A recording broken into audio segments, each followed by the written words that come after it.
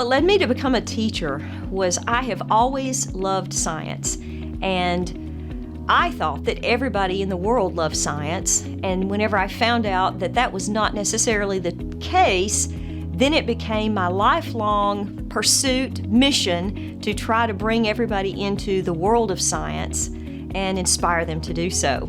So this caused me to change direction in terms of my education, and then, of course, I ended up in the classroom where I've just loved every moment. What I do to engage my students in the learning process is I ask lots of questions, and I always pair them with other students that I know will also ask questions. And the types of lessons that we do in the class are often lessons that need answers but may not have answers. And so in doing that, while they're trying to pursue an answer to a question, I know that these students are engaged.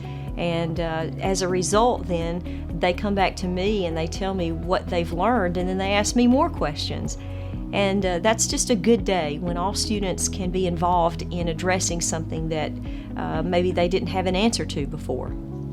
The way that I ensure that my students are connected to the world around them is we look at current research that's going on in our field, and then we explore topics that would be pertinent to something that we're discussing. Of course, it's based on our objectives, but we go back to that. But we look at something that's pertinent. For example, the Human Genome Project and the role of sequencing right now in medicine.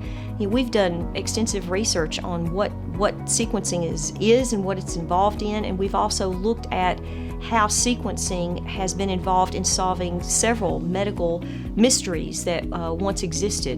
What I want my students to remember most about me when they leave my classroom is that I am part of their lives now, and I will always be their biggest supporter and their biggest encourager and their resource if they need for me to be that. But my care for them goes beyond the classroom, and I hope that they always know that they can come back to me if they need help at any time.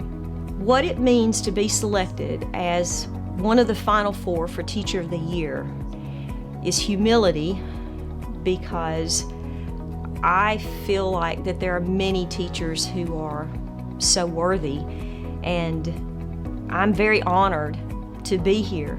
Just to be selected at all is a complete honor. There's a little bit of pressure to make sure that I represent this profession in the best way. Message I have for my fellow educators is, guys, you rock. You are the best.